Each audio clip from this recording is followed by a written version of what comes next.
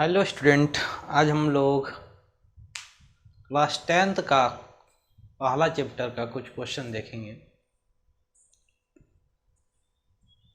तो हम क्वेश्चन के साथ थ्योरी को भी डील करते जाएंगे। आप लोग ध्यान से देखिएगा। क्वेश्चन जैसे जैक बोर्ड में पूछा जाता है उसी स्टैंडर्ड का हम बता रहे हैं। जिसे आपका क्वेश्चन रहेगा निम्नांकित, साथ साथ में मेरा लिखते भी जाइएगा तो बहुत अच्छा। संख्याओं को अभाज्य गुणनखंड नहीं होगा, गुणनखंडों के गुणनफल के रूप में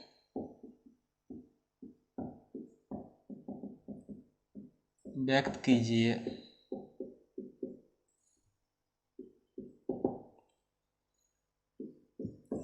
एक 140 है पहला, दूसरा 156, 80 नंबर है 3825 और डी नंबर है 5005 और ई नंबर है आपका 7429।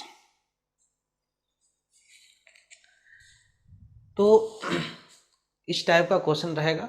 खासकर हम पहले भी बता दे रहे हैं, जो क्लास 10th का स्टूडेंट है वो इस वीडियो को देखिए, या जो सीखना चाहते हैं, कुछ अनुभव लेना चाहते हैं वो देखिए। अदरवाइज ये आपका 12 लेवल का क्वेश्चन नहीं है। 12 का स्टूडेंट इस वीडियो को स्किप भी कर सकते हैं। तो निम्नलिखित संख्याओं को अभाज्य गुणनखंड के गुणनफल के रूप में व्यक्त कीजिए। पहले अभाज्य संख्या किसे कहते हैं ये जानना जरूरी है। हम जो भी चीज़ बताएंगे थोड़ा डिटेल करके बताएंगे। अगर आपको धैर्य है तब तो वीडियो देख के समझ सकते हैं, अगर धैर्य नहीं है तो पहले वीडियो से आउट हो जाइए। वीडियो थोड़ा लंबा बने, लेकिन जो भी चीज़ बताएंगे वो एक्यूरेट चीज़ बताएंगे। यदि आप सीख जाते हैं तो मैथ्स का जो बेसिक कंसेप्ट है, बेसिक चीज़ है, उसमें आपको कहीं प्रॉब्लम नहीं होगा। तो पहला तो अभाज्य, यानी जिसको इंग्लिश में प्राइम बोलते हैं, क्या चीज़ है वो जानते हैं। अब बहुत कोई स्टूडेंट जानते भी होंगे इस चीज़ को। अभाज्य संख्या उस संख्या को कहते हैं जिसका सिर्फ 2 ही गुणनखंड हो। बहुत ऐसा भी स्टूडेंट होंगे जो कि गुणनखंड पहले नहीं जानते हैं। गुणनखंड है एक्चुअली क्या। मान लेते हैं कि अगर 4 कोई संख्या है, 4 कोई संख्या क्या, एक संख्या ही है, इसका गुणनखंड का हम चर्चा करें तो इसका गुणनखंड क्या क्या हो जाएगा। गुणनखंड बोलें तो फैक्टर इंग्लिश में।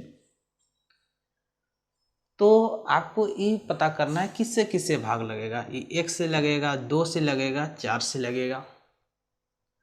इसी प्रकार अगर कोई संख्या 6 है और इसका गुणनखंड देखें तो किससे किससे भाग लगेगा। 1 से लगेगा, 2 से लगेगा, 3 से लगेगा, खुद 6 से लगेगा। लेकिन हम संख्या मान के चले 2, तो इसका 2 ही गुणनखंड होगा, 1 2। या संख्या 3 है तो इसका 2 गुणनखंड होगा, 1 और 3। तो आप याद रखिएगा कि ऐसी संख्या जिसका सिर्फ 2 ही गुणनखंड हो, कौन कौन, 1 और स्वयं। जो जैसे 1 यहाँ पर इसको मान चल रहे हैं और स्वयं जो संख्या हो, तो उस संख्या को हम लोग अभाज्य संख्या कहते हैं। तो अभाज्य कहने का मतलब, अब उसको हम, भाज्य मतलब क्या होता है, टुकड़ा करना, एक तरह का अभाज्य। अब वो टुकड़ा नहीं हो सकता है अगर यूं देखें जाति कंसेप्ट।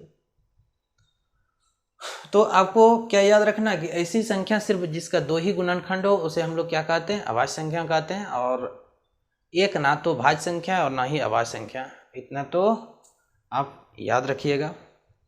अब इसको हम लोग फैक्टराइज करते हैं।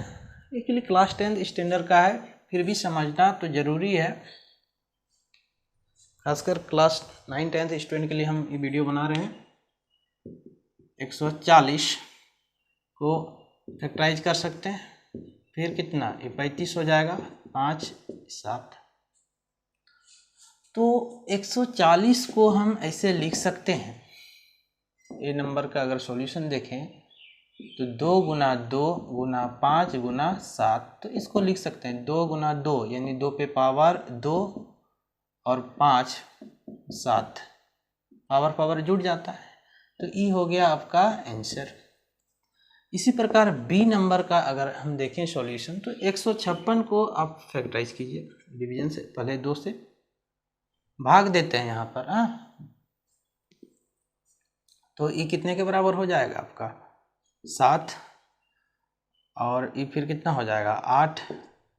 फिर इसका हाफ कीजिए, हाफ जब कीजिएगा तो 3 दूना 6 9, 3 से दीजिए 3 39। तो इसको हम लिख सकते हैं 156 को इसे 2 गुना 2 गुना 3 गुना 13। तो 2 गुना 2, इस पे एक हक पावर है तो 2 पे पावर 2 गुना 13, सॉरी 3 गुना 13, ये हो जाएगा आपका आंसर। इसी प्रकार सी नंबर को आप लिख सकते कितना है 38 25, या यूँ कहें 3825। तो इसको भी आप फैक्टराइज करके लिख सकते हैं।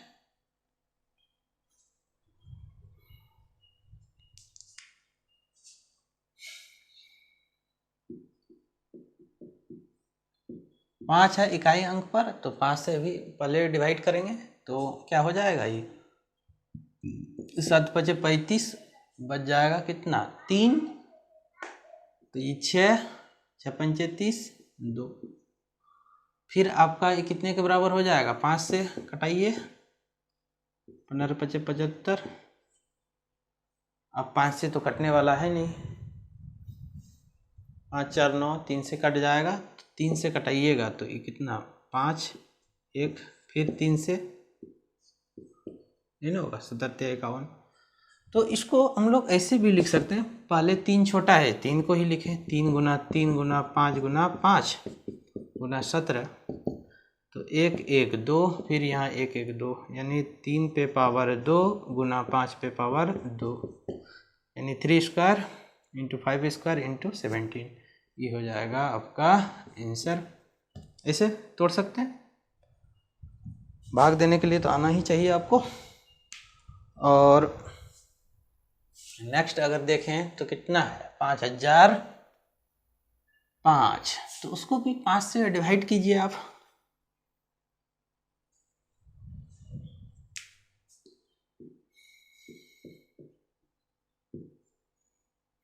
पाँच से भाग दीजिए तो 1 हो जाएगा, फिर 1। अब किससे कटेगा ये पता कीजिए, 5 4 5, अभी कटेगा किससे, यहाँ पर 11 से कट जाना चाहिए। देखते हैं 11 से भाग देंगे तो 11 नंबर 99, 1 बच गया 11। अब 13 से अगर देते हैं 13 91, है ना, सही क्या 21 और 2 91, ठीक है। तो डी नंबर को हम लोग ऐसे 505 जो है इसको लिख सकते हैं 5 गुना 7, जो छोटा है उसको पहले लिख रहे हैं 11 गुना 13, कोई रिपीट नहीं कर रहा है यहाँ पर, तो डायरेक्ट इसी फॉर्म में आंसर हो जाएगा आपका। और अगर ई नंबर देखें तो इसको फैक्टराइज कर लीजिए आप, इधर 1 2 से तो खाने वाला है नहीं यही, तो डायरेक्ट किससे 17 से खाएगा या 19 से खाएगा, देखिए 17 से ही, अगर यहाँ पर 17 से डिवाइड करते हैं तो 17 चौके 68, और ये आपका कितना हो जाएगा, यहाँ ध्यान से देखिएगा 68, तो इधर 2 और 6 हो गया, उधर तो 62, 17 51, और कितने के बराबर हो जाएगा, फिर से देख लेते हैं भाग दे के।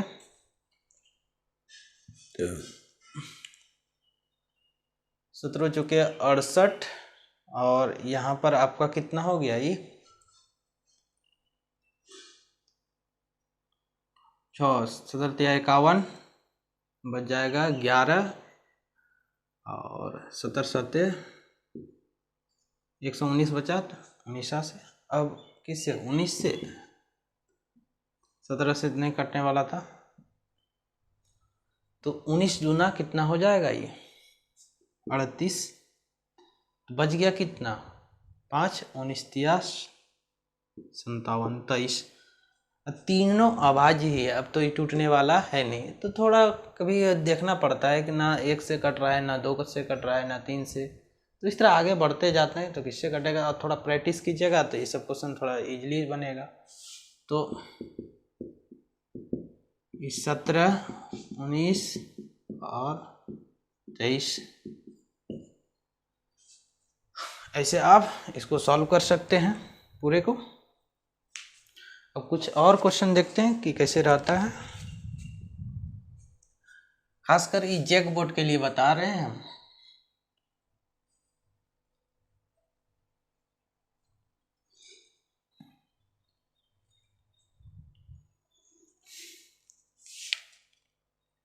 जैसे रहेगा क्वेश्चन पूर्णांकों के निम्नांकित युग्मों के एचसीएफ और एलसीएम ज्ञात करें।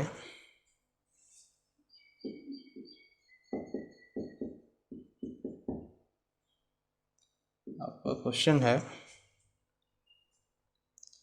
26 और 91, बी है आपका 510 और 92, सी है आपका 336 और 54।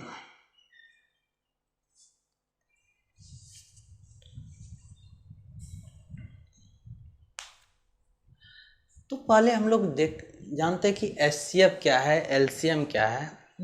वैसे तो आप लोग निकालने जानते भी होंगे एचसीएफ एलसीएम, लेकिन बेसिक चीज़ हम बताते हैं। मैक्सिमम स्टूडेंट को मालूम नहीं रहता है कि एचसीएफ क्या है, एलसीएम क्या है।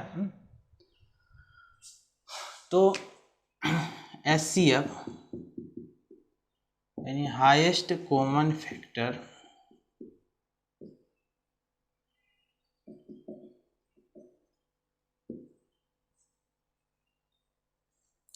हाईएस्ट मतलब सबसे अधिक, कॉमन मतलब उभयनिष्ठ होता है, फैक्टर मतलब गुणनखंड। तो यहाँ पर अगर हम देखें, अगर अब बोल दिया जाए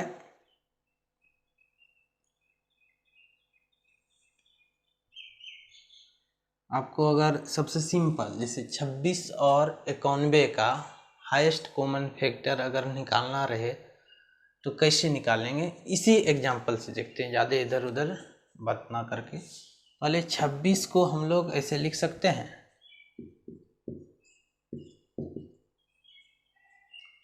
यानी इसको फैक्टराइज कर दिया 2 गुना 13, और 91 को लिख सकते हैं 13 यानी 7 गुना 13। तो इसमें कॉमन क्या है, मैक्सिमम कितना हम कॉमन ले सकते हैं फैक्टर को, वही क्या चीज़ हो जाता है, एचसीएफ हो जाता है। यानी यहाँ पर देखें तो इसका एचसीएफ ऑफ 26 और 90 ये हो जाएगा आपका 30। लेकिन यही एलसीएम लोएस्ट कॉमन मल्टीपुल, तो ये दोनों का लोएस्ट कॉमन जो मल्टीपुल है तो यही ना होगा यहाँ पर। तो यानी 26 91, तो इसका अगर हम देखें तो ये कितना हो जाएगा 13। यहाँ एक ही लेना है, कॉमन मल्टीपुल है ना।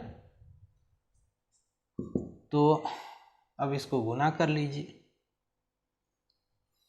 14 गुना 13, अब इसको गुना कर सकते हैं, 14 42 और 14 1 14 और 4 18 182 आंसर।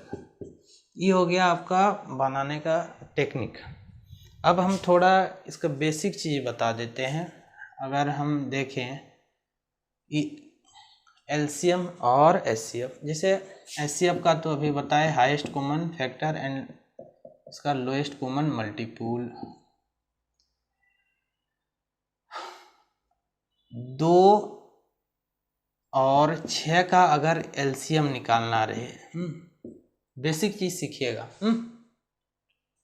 2 का टेबल जानते हैं आप, 2 4 6 8 10 12 14 16 18 20 लिख लिए। और 6 का भी टेबल जानते हैं, 6 12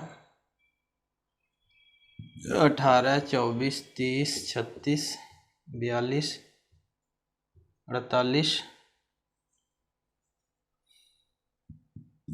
54 60। इसका पहले हम एलसीएम पे चर्चा करते हैं। ये सब जो 2 और 6 ये जितना भी लिखे मल्टीपुल लिखे, गुना ही लिखे इसका। हाँ, तो 2 और 6 का अगर हम देखें लोएस्ट कॉमन मल्टीपुल, 6 का तो 6 भी मल्टीपुल है और ये भी 6 है। लोएस्ट कॉमन तो यही दोनों हुआ। देखिए फिर यहाँ भी है और यहाँ भी है कॉमन आपका, लेकिन लोएस्ट कॉमन मल्टीपुल, कॉमन तो ई दोनों भी है, ई दोनों भी है, और यूं देखें तो यहाँ पे 18 ई भी 18 ई भी कॉमन है आपका। लेकिन इस सब में सबसे छोटा कॉमन कौन है, यानी यहाँ पर ये सब फैक्टर तो मल्टीपुल तो होगा ही, तो 6 है। तो इसलिए अगर इसका एलसीएम निकालते हैं तो कितना हो जाता है, 6। लोएस्ट कॉमन मल्टीपुल यानी सबका मल्टीपुल लिख लेते हैं, जिसका जिसका निकालना है उसमें जो कॉमन हो जाता है, यानी सबसे कॉमन तो रहना ही चाहिए, और उसमें सबसे छोटा जो कॉमन मल्टीपुल होता है वही क्या कहलाता है, लोएस्ट कॉमन मल्टीपुल कहलाता है।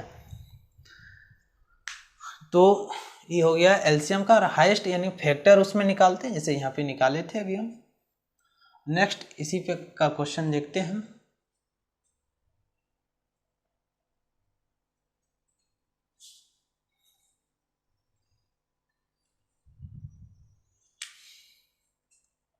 510, तो इसको पहले फैक्टराइज कर लीजिए। अगर 3 से देंगे 57 51, फिर 2 से लगेगा ही,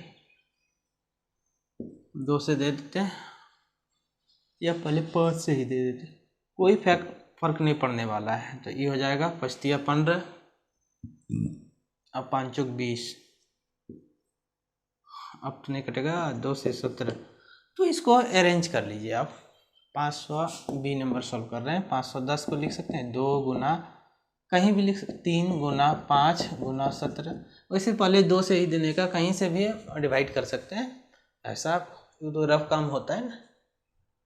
और फिर 92 को आप तोड़ लीजिए, ये क्या हो जाएगा, 2 46 हो जाएगा, फिर 2 23 हो जाएगा। अब तो टूटने वाला है नहीं। तो यहाँ पर इसको लिख सकते हैं 2 गुना 2 गुना 23। देयरफॉर अगर एचसीएफ ऑफ हम लिखें इतना 510 और 92, तो इसमें कॉमन तो यही मिला और बाकी बात तो कुछ नहीं मिला है। तो ये हो गया आपका एचसीएफ। और इसी में अब एंड एलसीएम अगर निकालेंगे तो ये कितने के बराबर हो जाएगा, एलसीएम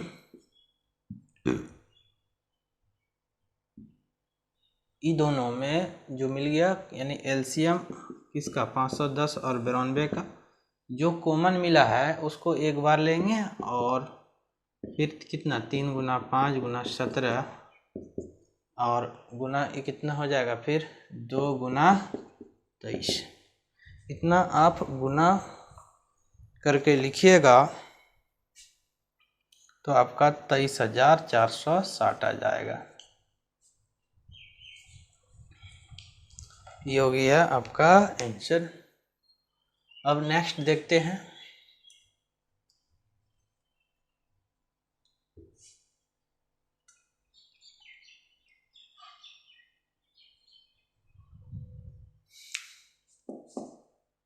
तीन सौ छत्तीस है, तो 336 को पहले फैक्टराइज कर लीजिए। 2, ये हो जाएगा 16 दूना 32, फिर 8 दूना 16, 2 4 42 होगा, फिर 2 21 होगा, 3 7, ऐसे हो गया। तो इसको ऐसे लिखिए 2 गुना 2 गुना 2 गुना 2, और ये हो जाएगा आपका 3 गुना 7, और फिर 54 को लिख सकते हैं। 54 को फैक्टराइज कर लीजिए। 2 से 27, फिर 3 9 3, नहीं ना होगा, तो इसको लिख सकते हैं 2 गुना 3 गुना 3 गुना 3। अब यहाँ पे देखें HCF ऑफ 336 एंड 54 का एक कॉमन ई मिला, और दूसरा क्या है कॉमन, यार इधर देखें तो 3, बाकी बात तो कुछ है नहीं कॉमन, तो ये हो जाएगा 2 इंटू 3, ये हो जाएगा 6। और एंड HCF, इसका LCM कितने के बराबर हो जाएगा, LCM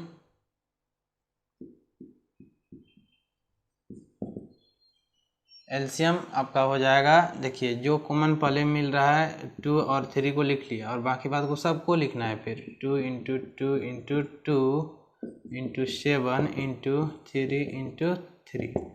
अब इसको जब मल्टीप्लाई कर लीजिएगा, ये आपका हो जाएगा 3024। मल्टीप्लाई कर लीजिएगा आप। मुझको उम्मीद है कि समझ में आ गया होगा। यदि समझ में आ गया होगा तो कमेंट बॉक्स में आके आप लोग कमेंट अवश्य कीजिएगा। इस टाइप का वीडियो प्राप्त करने के लिए, इस पूरा वीडियो देखने के लिए धन्यवाद।